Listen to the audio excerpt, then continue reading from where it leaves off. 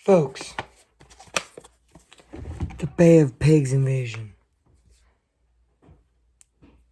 Pigs, hold on.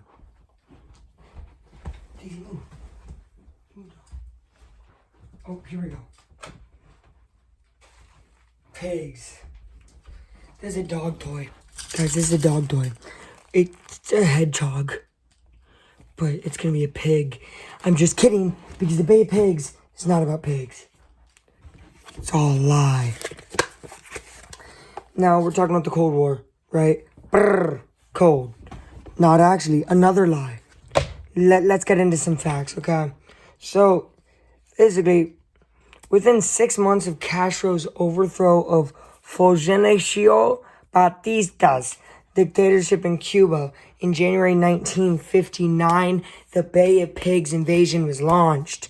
Now, last time I talked about an invasion in U.S. history on this channel, it was a successful invasion in Italy.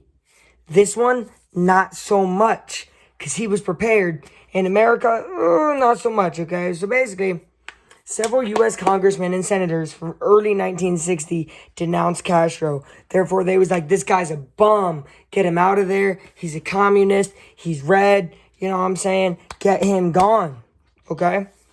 Now, Castro ain't stupid, okay? Yeah, like his policies and stuff didn't work, and in the end, it ruined him. But he's not going to be stupid, you know? Most dictators are actually way ahead of the game. At least they're smart enough to not get killed or whatever, right? Usually bad people last a long time. Like Tom Brady, you know what I mean? You need a Matthew Stafford. There's no Matthew Stafford here. Instead, there's a Bay of Pigs. So you're asking, well, when did the Bay of Pigs come in? Soon. All right, folks.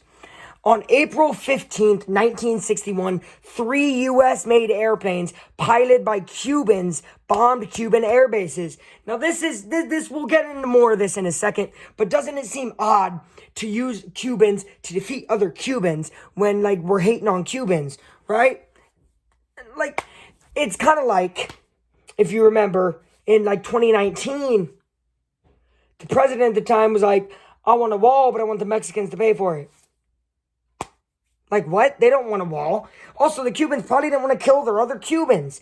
And that actually gets a little sticky situation here in a second. So, on April 17th, 1961, the Cubans, trained by the United States and using U.S. equipment, landed at several sites. The principal landing took place at the Bay of Pigs on the south central coast. Why is it called the Bay of Pigs? I don't know. Yo, make the bacon, though. Make the cheddar. Make the bacon. All right? The invasion force was unequal to the strength of Castro's troops, which this is confusing, but actually a lot of different fights in the Cold War, you'll see this, right? Korea, not enough force there, so then we only won South Korea. Heck, all of Vietnam, not a very big success. So when you look at it, just not prepared to win like the U.S. was in World War I and World War II. Okay, so by April 19th, its last stronghold had been captured, along with more than 1,100 men. In the aftermath of the invasion, critics charged the CIA with supplying faulty information to the new president, and also noted that in spite of Kennedy's orders, supporters of Batista were included in the invasion force, whereas members of the non-communist People's Revolutionary Movement, considered the most capable anti-Castro group, were excluded. This right here is the Cubans included to fight Cubans. They don't want to fight Cubans, so they're going to lose. You know, it's like they're throwing the game. They're throwing the game. Like, this didn't make no sense, right? It doesn't make any sense at all, and that's why they lost. But we're only in 5 dates right now. We still got a whole lot to go, so let's break it down even more, okay? And by the way, guys, got this 2 different sites, okay? History.com and then the BritainHistory.com. Shout out to the Brits, you know, oi governor. Anyways, here we go. So, the captured members of the invasion force were imprisoned. Oh no, I'm in prison! You know what I mean? From May 1961. The Kennedy administration unofficially backed attempts to ransom the prisoners.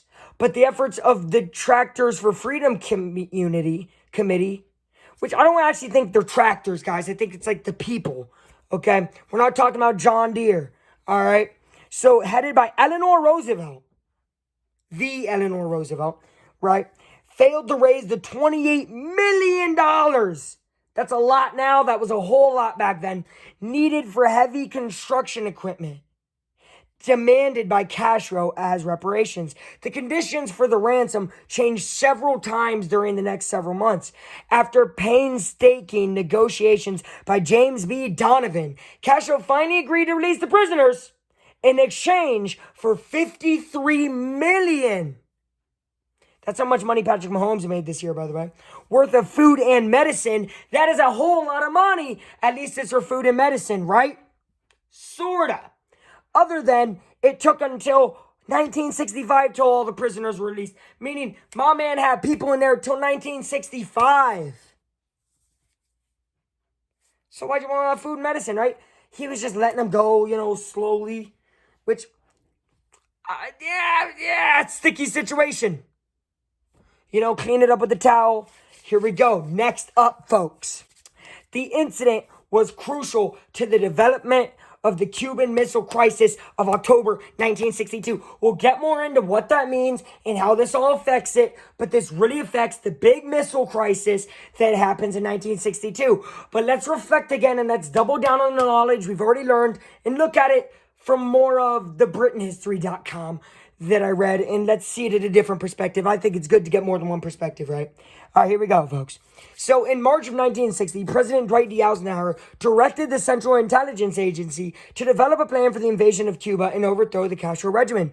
This is important because if you remember earlier, people blamed Dwight D. Eisenhower, said this man was bullcrapping, the CIA doing bad, and they did that stuff on purpose, but instead it was the CIA the whole time, not the president. He had no clue, they say.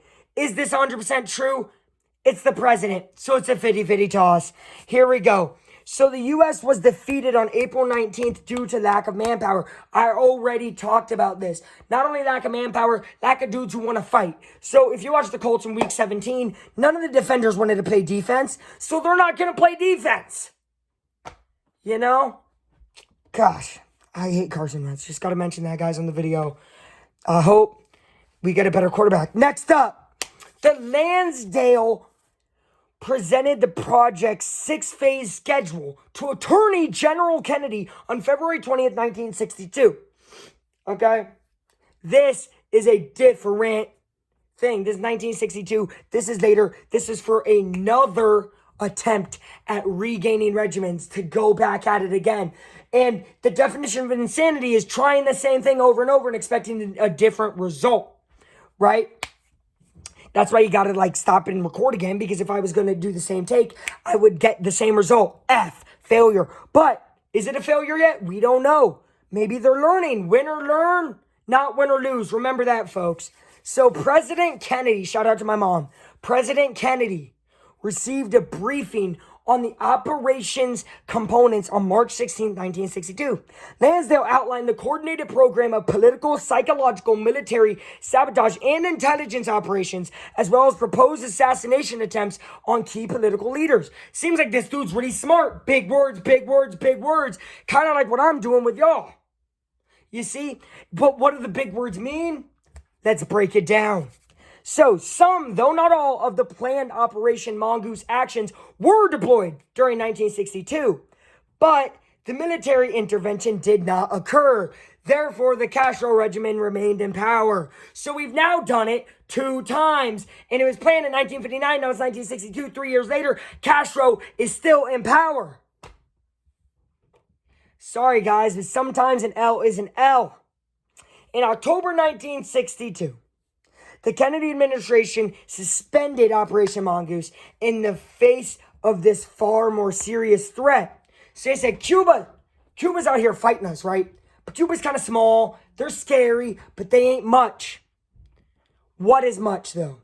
The big Cold War enemy. The Super Bowl of the Cold War. And that was the USSR, a.k.a. the Soviet Union at the time. And the Soviet Union was worse and more of a threat. So the most dangerous confrontation between the United States and the Soviet Union would occur after this whole spiel of Cuba, because they were so paid attention with Cuba that the Soviet Union's over here, boom, boom, boom, boom, boom. Firepower literally had so many missiles and units that this was really a big distraction ploy.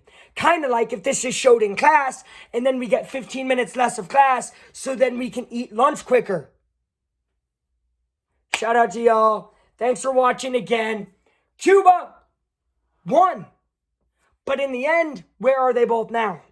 That's a life lesson for you guys. Anyways, before I end the video, I want to say I am not uploading anything other than educational content lately. That will not change because I don't have time for YouTube.